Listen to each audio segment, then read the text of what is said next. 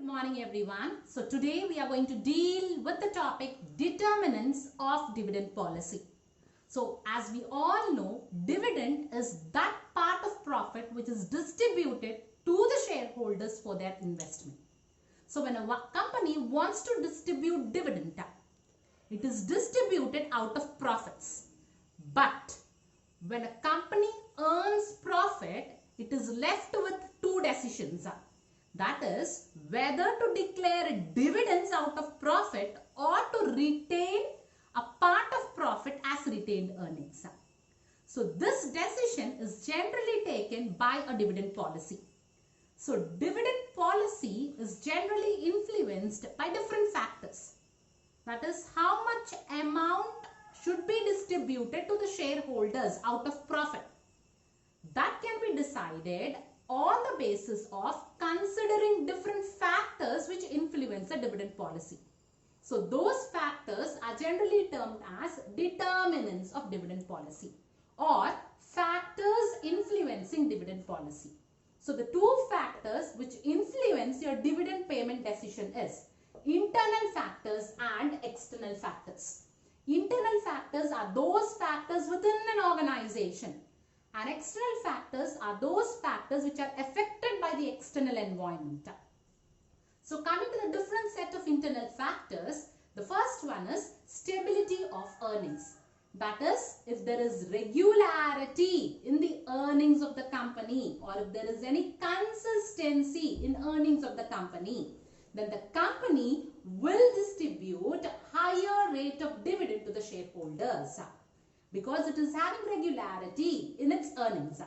And the second factor is liquidity position. That is the cash holding position of an organization. So as we know that dividend is distributed in the form of cash. So the company should have cash balance or bank balance in order to distribute dividend. If the company doesn't have a liquidity position or cash balance or bank balance of a company is very poor, then under such circumstances, the company will declare a lower rate of dividend to its shareholders. And the third one is attitude of management towards control. So as we all know, dividend may be distributed in the form of cash or bonus shares.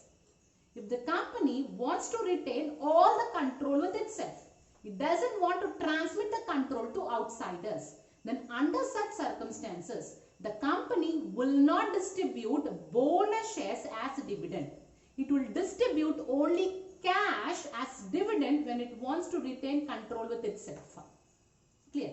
And otherwise, if a company wants to encourage outside shareholders, under such circumstances, the company may distribute dividend in the form of bonus shares. And the next one is dividend policy of competitors. So when distributing dividends, the company usually checks what are the policies which are practiced by the competitors. Why? Because if the competitors are paying a higher rate of dividend than the company, then the shareholders of the existing company will take back their shares and will invest in the shares of the competitors. Therefore, before deciding a dividend policy, the dividend policy of competitors will also be checked. And the next one is past dividend practices of the company. So when a dividend policy is decided, the company usually verifies the past practices of the company. And on the basis of past practices, the company will decide the present dividend rate to be paid to the shareholder. And the next factor influencing is growth needs of the company. So this is the most important factor which is influencing the dividend policy. That is, if the company wants to grow, that is, if the company has expansion and diversification programs.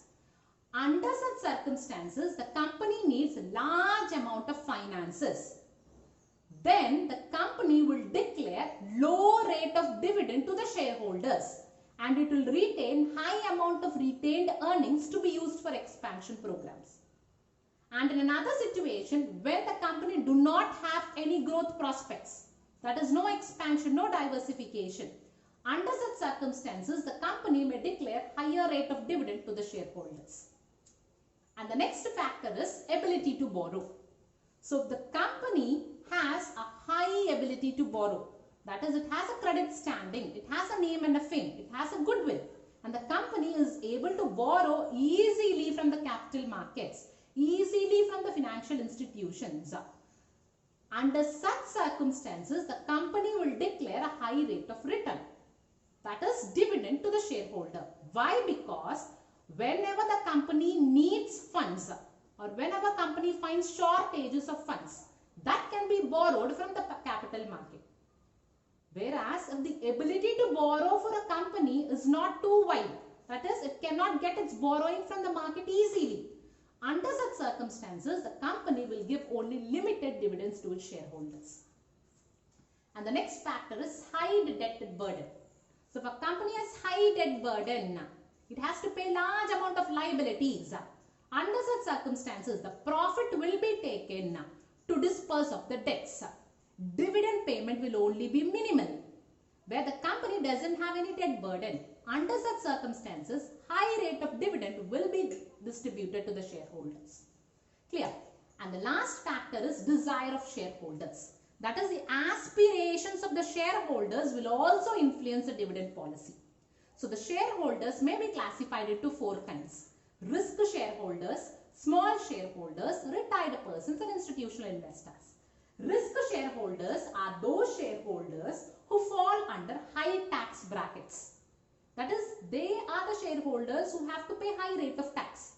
So as they are paying high rate of tax, these shareholders do not demand a high rate of dividend, because this dividend will also be liable to tax. So they prefer only a minimal rate of dividend, and they generally wish for a bonus share rather than cash dividend. And coming to the next one, small shareholders. Small shareholders are those who hold lesser number of shares in the company. As their income is less, they generally demand a high rate of dividend for their shares. And the third one is retired persons. Retired persons are those persons who invest their retirement benefit in the company. So as they are investing their retirement benefit, they generally demand a regular source of return for their income. So they demand a stable dividend policy. And the next one is institutional investors. So institutional investors are those investors who invest a large quantity of shares. Okay, and these investors are generally investing the public money in the company. They have to pay interest on the public money. Hence, they prefer regular dividend. So these are the factors, internal factors, which is influencing dividend policy. And coming to the external factors. The first external factor is effect of trade cycles. So when there is fluctuations in the trade cycle, then the earnings also fluctuate. So when the earnings fluctuate widely, the business will not have sufficient amount to carry on the business. Under such circumstances, they will declare lesser amount of dividend. Clear? So when there is wide fluctuations in trade cycles, then the dividend declared will be less or else more. Next, legal requirement. So when a company is going to declare a dividend, then there are many set of legal requirements the company has to follow while declaring dividend. Like, dividend should be paid in the form of cash or bonus shares. Or dividend should be paid out of profits. It may be the present profits, accumulated profits, or capital profits. Like that, you have many legal requirements which is prescribed by the Companies Act and the Articles of Association. That should be taken into consideration while fixing a dividend policy. Next, general state of economy. The state of economy will not be static. It is generally dynamic. That is, it keeps on changing. So, the state of economy should be taken into consideration when you are fixing a dividend policy. That is, if the state of economy, take an example, it is uncertain, then high amount of risk will be imposed on the business. Then the rate of dividend should be declared, should be low. So, when your economy is uncertain, your risk will be high, your dividend rate should be low. When it is certain, you can declare a higher rate of dividend. So, this factor is influencing your dividend policy. Next, conditions in capital market. So, if the conditions in capital market are comfortable, that is, you can procure finances as and when you require.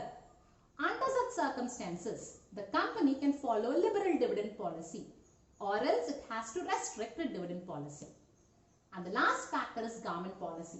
The different government policy like fiscal policy, monetary policy, industrial policy, those policies have to be taken into consideration when you're fixing a dividend to a shareholder. So these are the two set of factors which influence your dividend policy decision. Thank you.